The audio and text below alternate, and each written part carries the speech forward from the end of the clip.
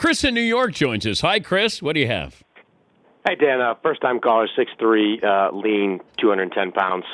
Mannix. I just want to weigh in on the draft here, Dan. This was Tom Thibodeau's first draft as a de facto general manager, and I thought Tom really embarrassed himself here. I mean, here's Tibbs with maybe the best point guard in the NBA on his roster, arguably the most gifted playmaker of his generation in Ricky Rubio, and he goes and insults Rubio and basically spits in the face of the entire Minnesota fan base by daring to take another point guard in Chris Dunn. Now, I like Chris Dunn a lot, and I'm just a casual fan here. He's big, he's a terrific defender, and he is cut from that Russell Westbrook, Derrick Rose mold, but he's not Ricky Rubio. And if Tom Thibodeau trades Ricky Rubio this summer, I think it's going to have the same catastrophic impact on the franchise that Shaq's departure had in Orlando and LeBron's defection from Cleveland had on the Cavaliers back in 2010. And I just want to get your thoughts on that. He's Chris Mannix from Yahoo Sports. You knucklehead. You're short on sleep. I know that because you text Paulie at 3:50 in the morning. Hey, I did want to ask you, though, about this, Chris. What Oklahoma City did, does this have anything to do with Kevin Durant's future?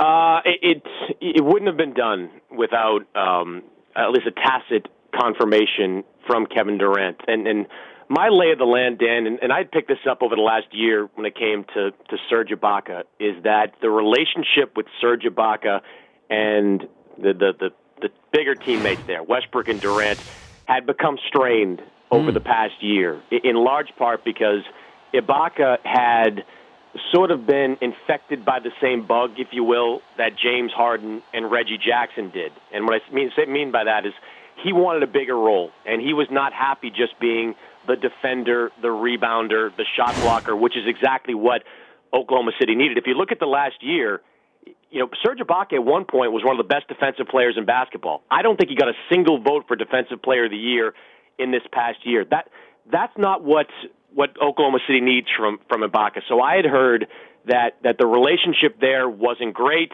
They did expect Ibaka to eventually leave as a free agent next summer. So this was Sam Presti and the Thunder trying to get ahead of this and getting themselves a very good player in Victor Oladipo in a deal for Ibaka. Yeah, I like Oladipo because he'll play defense. Feels like this is a good... Better than Dion Waiters at this point. He's a replacement for Dion Waiters there. Yeah, and you're matching up against Golden State. Your moves are to match up with Golden State. Let me see. What was the other thing I was... let me ask you the poll question. More likely to be an all-star, Brandon Ingram or Ben Simmons? See, the last time I did this with you, it was Thomas Robinson. You made me eat it for about 5 years after that. I'm going to say Simmons, just because he's going to have an enhanced opportunity, and so isn't Brandon Ingram. But Simmons to me is more NBA ready, and Ingram, it's going to take him like a Sean Bradley-like 5,000 calorie a day diet, which he's actually on right now. He was telling me about 2 weeks ago.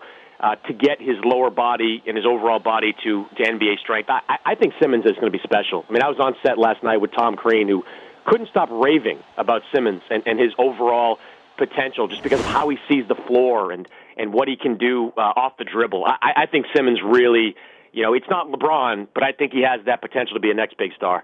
Before I let you go, the Celtics, what they were trying to do and what they settled to do. Big difference. Danny's getting killed in Boston right now. I mean, he's just getting beat up. This was an incredibly important draft for Boston, and nobody knows. I mean, one of those things I hate after the draft, Dan, is winners and losers stuff. Like, I mean, these guys that are drafted in the 20s that nobody can pronounce their names. I mean, how do you know what they're going to turn out to be, 3 years from now? But I thought the Jaylen Brown pick was a reach. I thought it was a sort of a positional pick. They saw themselves with Isaiah Thomas at point guard, with Marcus Smart at point guard, and they didn't want to take Chris Dunn. I thought they should have taken Dunn and then tried to trade one of those guys in the offseason. But Boston was, right there, aggressive, all their chips on the table, trying to get Jimmy Butler. That's what we expected, and that's exactly what Boston did.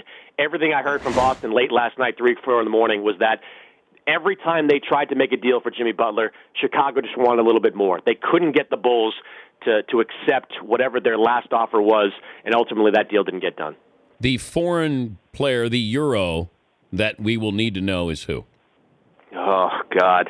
The one thing I got right during this draft process, and granted, there's very little that people get right in these mock drafts, was Georgios Papagiannis, who nobody had heard of really up until yesterday. I was getting calls from executives that were asking me, was this guy going high? Have you heard anything about this guy going in the teens? He winds up going number 12 to Sacramento. He could have gone as high as number 8 to Sacramento, but the Kings moved back. It's not going to be next year, but Papagiannis, who is massive, he is a huge, huge kid. I think down the line, he's going to develop into a top-flight center. Thank you, Chris. Get some sleep. That's one, too, you're going to make me eat in 5 years, too. Why do I even make this call? Thank you, Chris. All right, Dan. That's Chris Mannix. The Dan Patrick Show, weekday mornings on Audience.